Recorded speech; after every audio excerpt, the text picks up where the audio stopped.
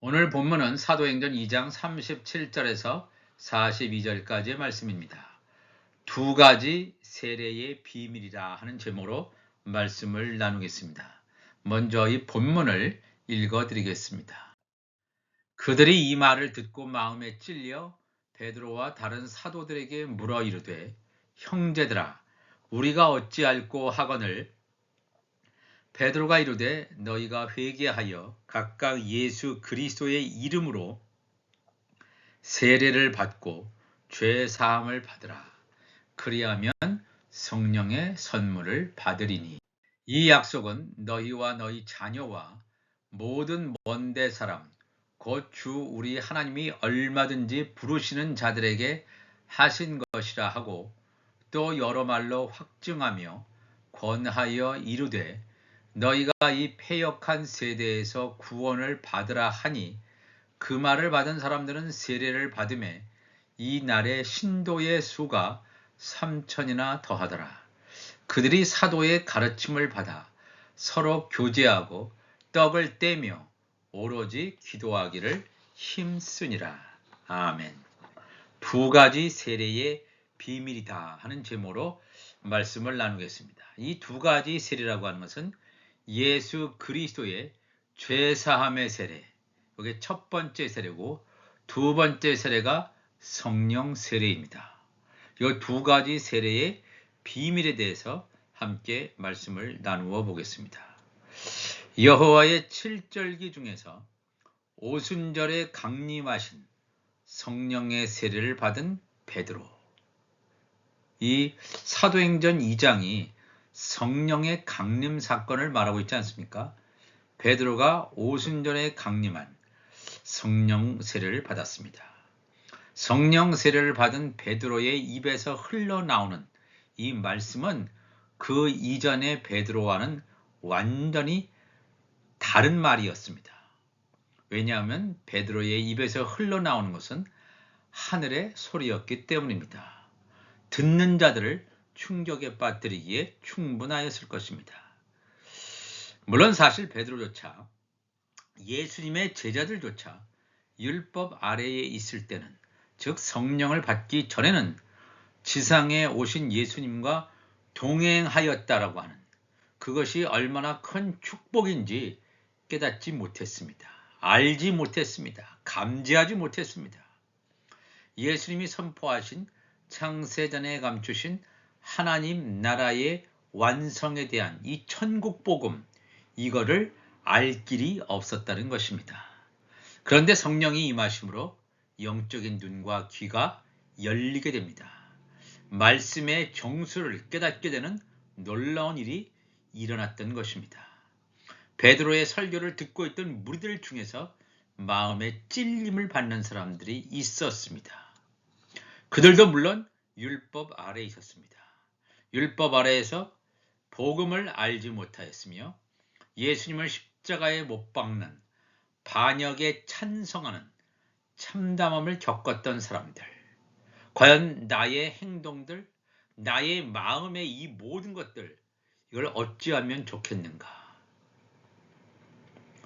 이미 엎질러진 물인데 우리가 어떻게 해야 하는가는 간절한 후회와 절규의 외마디를 내뱉고 있었습니다. 이때 베드로가 소망의 메시지를 내놓게 됩니다. 사도행전 2장 38절에 베드로가 이르되 다 절망하고 마음이 찔려서 고통당하는 자들에게 베드로가 이르되 너희가 회개하여 각각 예수 그리스도의 이름으로 세례를 받고 죄 사함을 받으라. 그리하면 성령의 선물을 받으리니. 간략하면서도 이 두 세례를 베드로가 증거하고 있다는 것입니다. 지금까지 먹어왔던 율법 아래에서의 묵은 곡식, 물론 복음의 시대 이전이니까 율법 시대에는 묵은 곡식을 먹을 수밖에 없습니다. 그런데 베드로의 입에서 나오는 하나님 나라의 복음을 먹으라는 것입니다. 이것이 회개입니다. 그저 지금까지 살아온 것 잘못했습니다. 나의 욕심죄를 용서해 주세요 하는 그런 종류의 회개가 아니라 예수님께서 남기신 천국복음, 즉 창세전에 감추어 두었던 하나님 나라의 비밀을 예수님께서 오셔서 비유로 선포하셨는데, 그 말씀을 직접 받게 된 이 베드로는 육이 죽고 영이 살아나서 비로소 이 천국 복음을 전하게 됐고, 이 말씀을 받아 먹으라는 것입니다. 너희가 회개하라는 것은 묵은 곡식, 묵은 양식에 더 이상 머물러 있지 말고 양식을 갈아타라는 것입니다. 내가 너희에게 주는 이 천국 복음, 이것을, 이 생명수를 받으라는 것입니다. 율법 시대에 시행되어 왔던 짐승의 피를 통한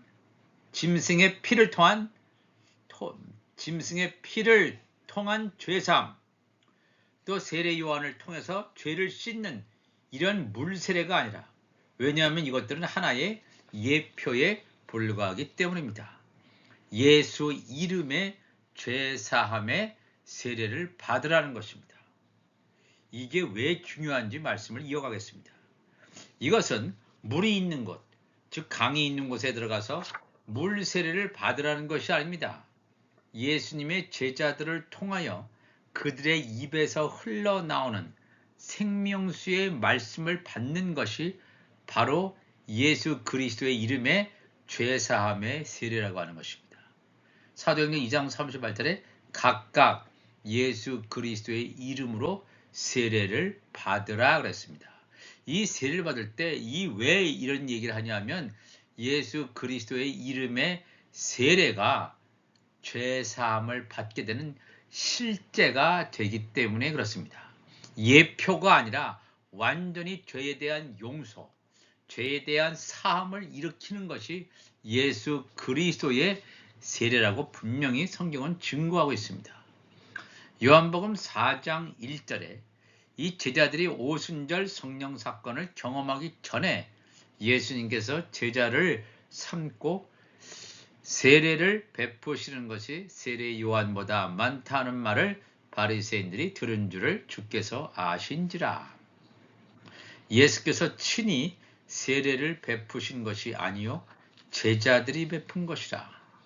예수님의 제자들이, 아직 성령 세례를 받지 않은 이 예수님의 제자들이 예수의 이름의 세례, 말씀을 증거한 이유는 뭐냐면, 앞으로 예수님이 승천하신 다음에 이 땅에서 예수 그리스도의 이름의 죄사함의 세례를 예수님의 제자들을 통해서, 예수님의 지체들을 통해서 이게 이루어진다는 것입니다.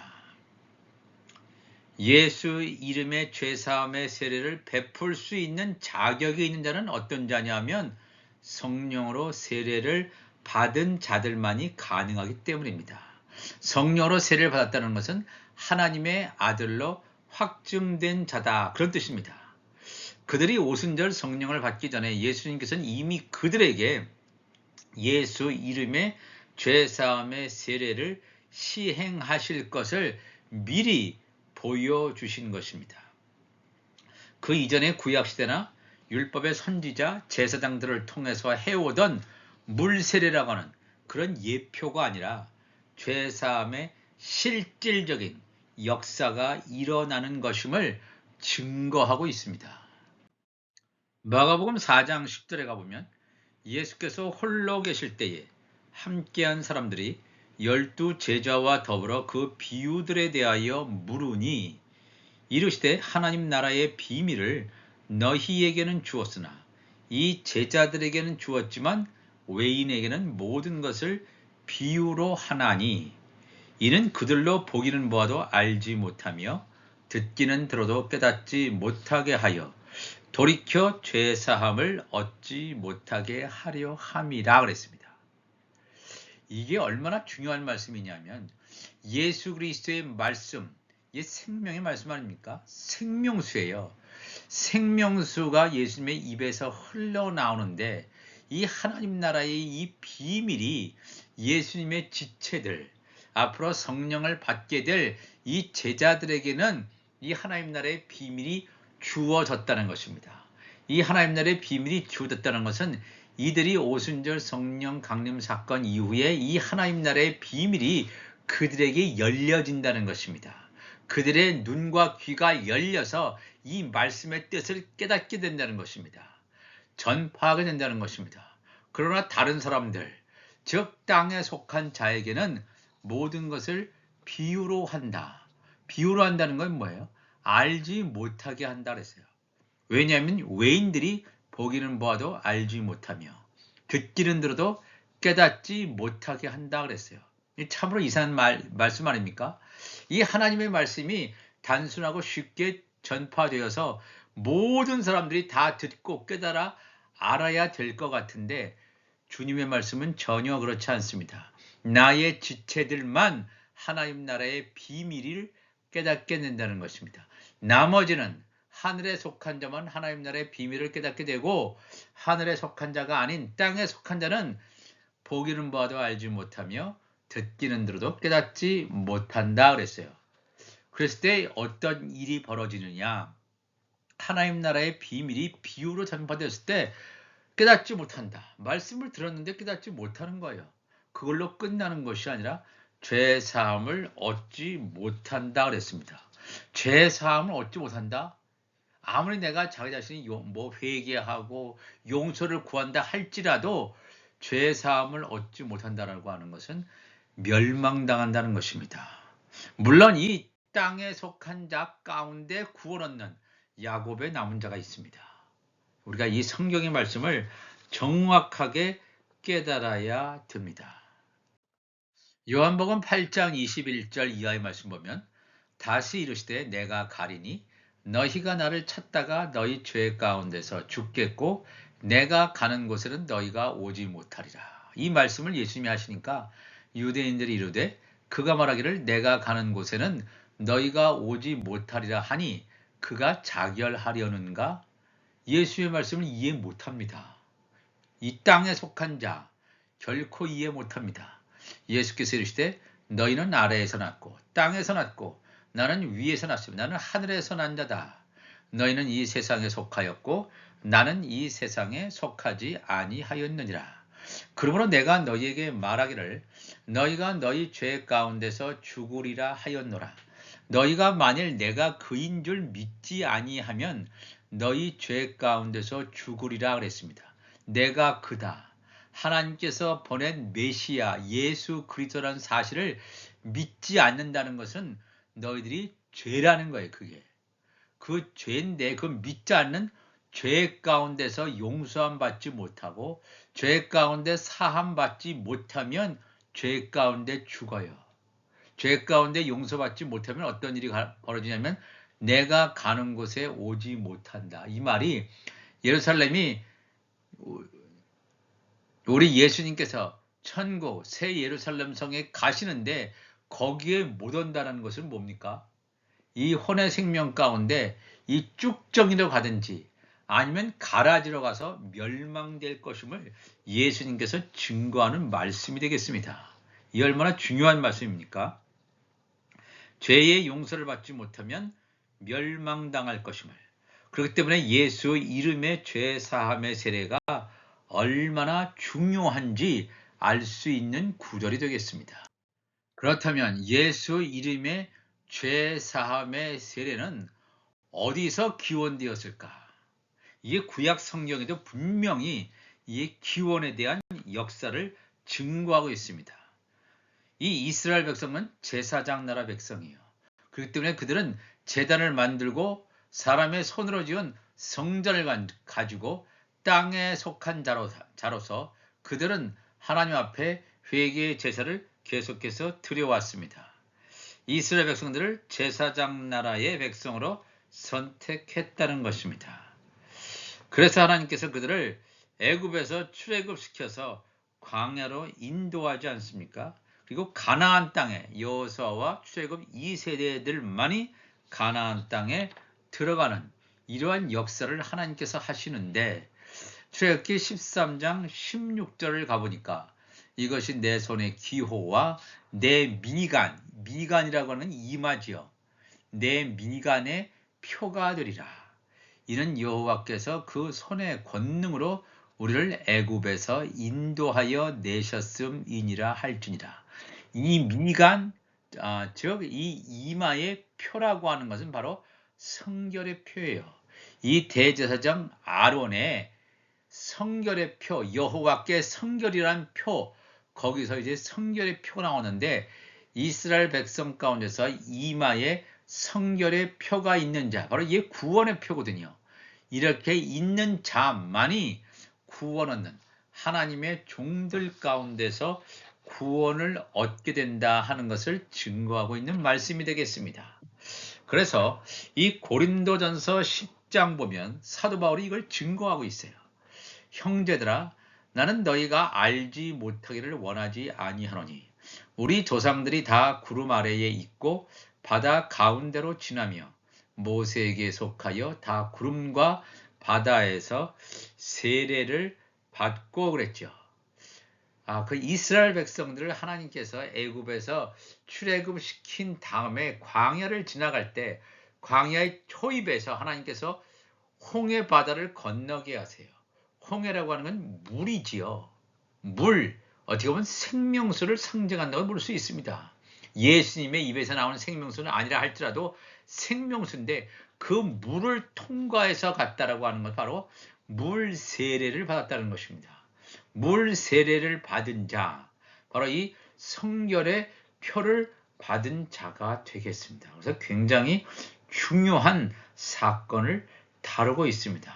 그런데 이스라엘 백성들은 홍해가 갈라짐으로 말미암아 그 홍해를 지나갔죠. 물 세례를 받았습니다. 물론 그 가운데서 이제 야곱의 남은 자가 구원을 얻게 되는데 그들을 죽이려고 따라왔던 애굽의 군사들은 어떻게 됩니까? 출애굽기 15장 1절에 이하에 모세의 노래가 나오죠. 모세와 이스라엘 자손이 이 노래로 여호와께 노래하니 일렀으되 내가 여호와를 찬송하리니 그는 높고 영화로우시며 말과 그 탄 자를 바다에 던지셨음이로다. 여호와는 나의 힘이요 노래시며 나의 구원이시로다. 그는 나의 하나님이시니 내가 그를 찬송할 것이요 내 아버지의 하나님이시니 내가 그를 높이리로다. 여호와는 용사하시니 여호와는 그의 이름이시로다.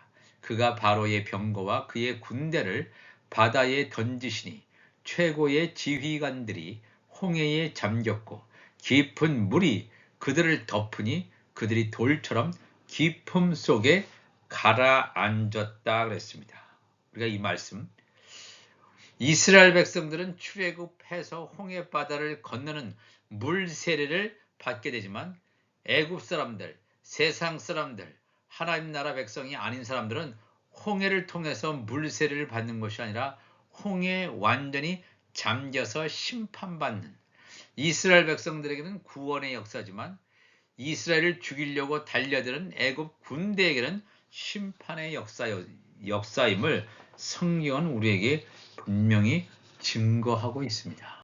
요한계시록 7장 2절 이하에 가보면 홍해 바다를 건넌, 모세를 비롯한 홍해 바다를 건넌 그런 사람들 가운데서 야곱의 남은 자, 즉 성결의 표가 이마에 인쳐 있는 자, 그것에 대해서 요한계시록 7장 2절 이하에 증거하고 있습니다.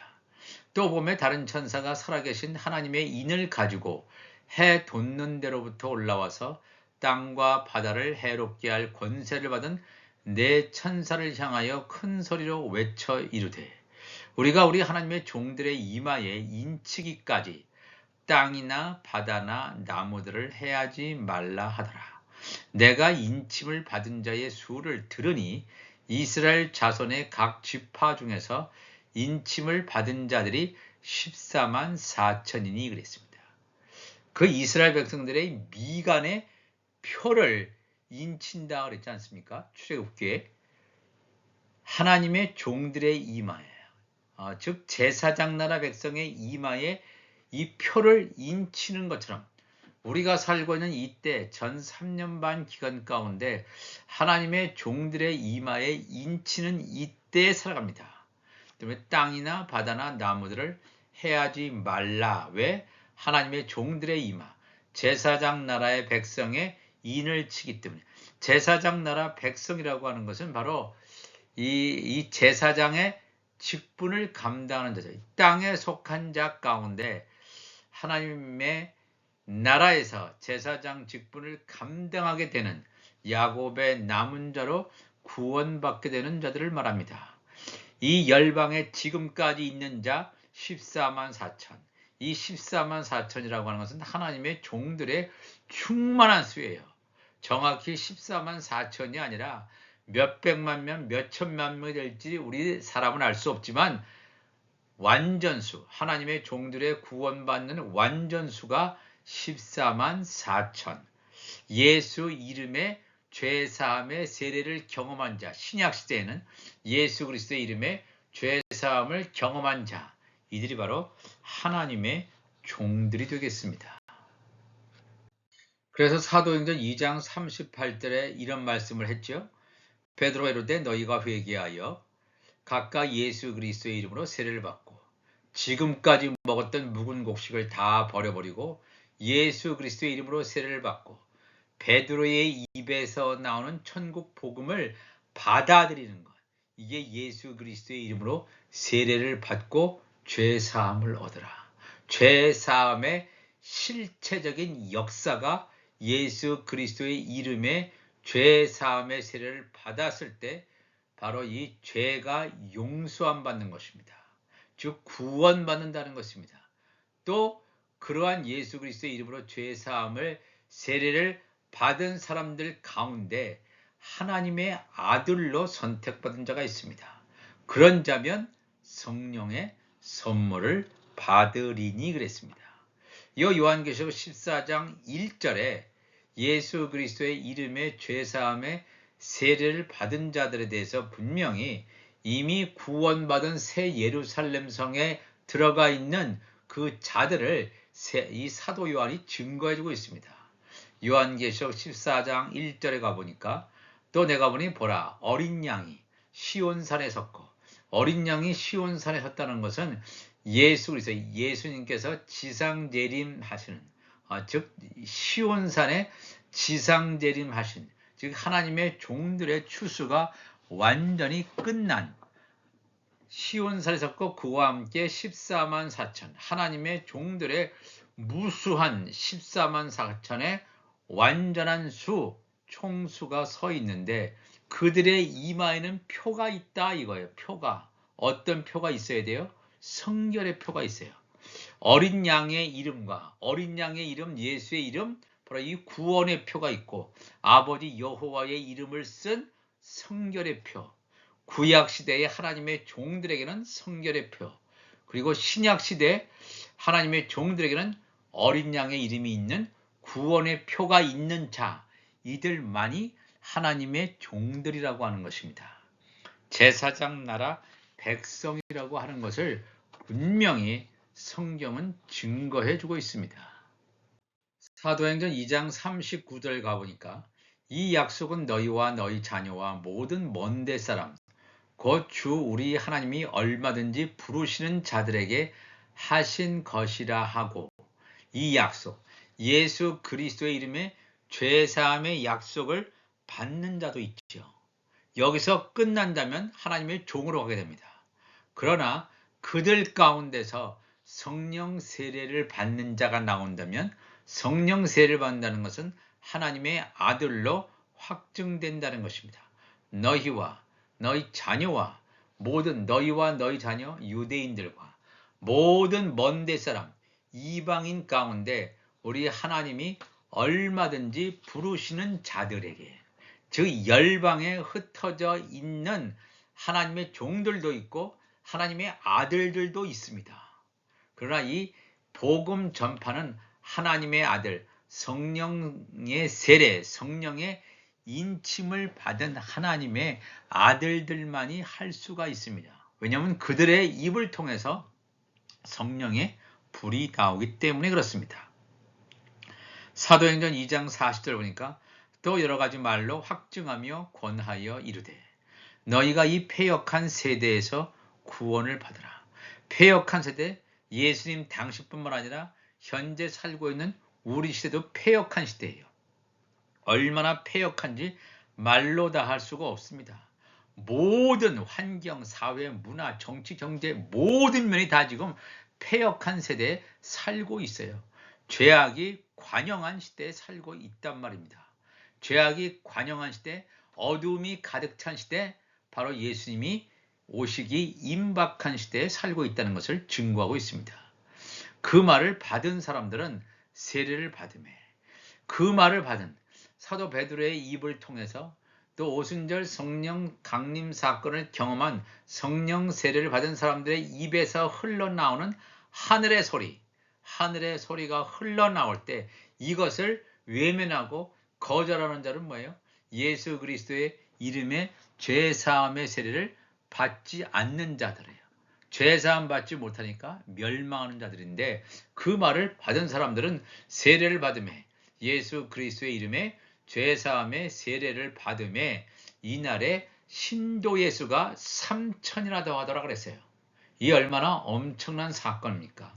성령 세례를 받은 베드로의 입을 통해서 말씀이 증거가 될 때 3,000명이 죄사함을 얻는 이런 예수 그리스도의 죄사함의 세례를 3,000명이 경험하였다. 구원받는 백성이 됐다는 거예요. 이 엄청난 하나님의 역사가 오늘 살고 있는 이 시대에 고스란히 재현될 것임을 우리가 믿고 온전히 이 말씀의 기름을 가득 채우는 우리가 되시기를 바랍니다. 그들이 사도의 가르침을 받아 서로 교제하고, 성령의 교제지요.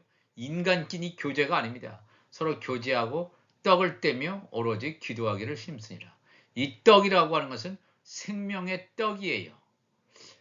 이 사도 베드로 다른 사도들로부터 들었던 생명의 떡을, 말씀을 받고 서로 간에 교제하는 생명의 떡을 나누는, 이것을 여기서 말씀을 증거하고 있습니다. 이렇게 생명의 떡을 나눌 때 죄 사함의 세례가 일어남을 성경은 우리에게 증거해 주고 있습니다.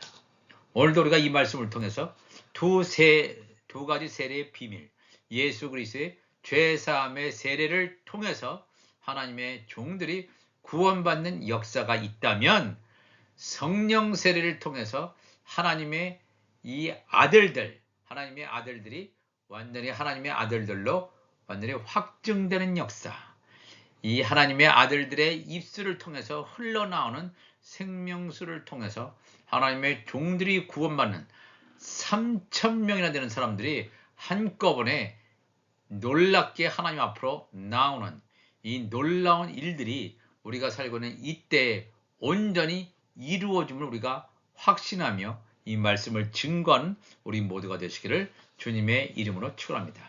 기도하시겠습니다. 하나님 아버지 감사합니다. 오늘도 이 귀한 말씀을 함께 나누었습니다. 두 가지 종류의 세례, 예수 그리스도의 이름의 죄사함의 세례와 성령 세례가 부어지는 이때에 우리가 온전히 말씀을, 하나님의 집으로 예비한 우리 육신 안에 말씀을 온전히 채우게 하시고 기름을 온전히 채우게 하여 주셔서 내 잔이 넘쳐나는 아구까지 완전히 채워줌으로 말미암아 물이 바다를 덮은 같이 온 열방에 하나님의 영광이 드러나게 하시고 하나님의 말씀의 지식이 열방에 퍼져나가게 하여 주옵소서. 감사하며 예수님의 이름으로 기도합나이다. 아멘.